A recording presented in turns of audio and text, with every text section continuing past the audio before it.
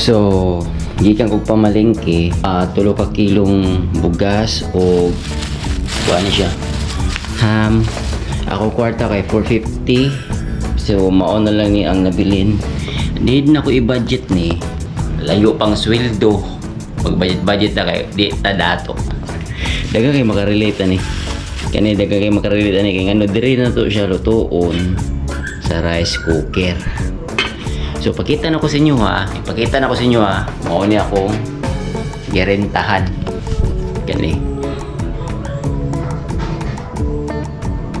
1.7 akong buwan dire. Then okay ra man sa good kay peaceful ang lugar. Then makatulog sa usak to. And actually guys, isulti na ko sa inyo ha. Nagtrabaho ko as a nagtrabaho ko sa BPO, graveyard shift. Then yeah, trabaho ko sa gabi, tulog ko sa buntag. So din ako dugayon, ako na ning lutuon kay gutom na. Hindi na to lutuon. So syempre, bago ta magluto, mga pisa magkwanta, tawagan kaning gatas ba kay para maligo na tong kalawasan.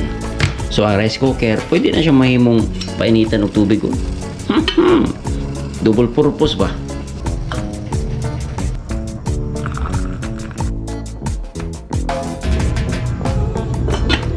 Init na.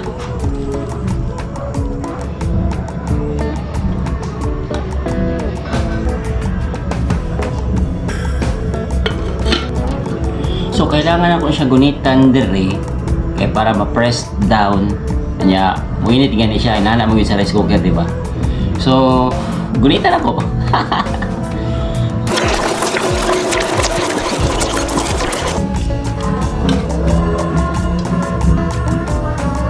Luto no. Tarang. Alright. Luto na.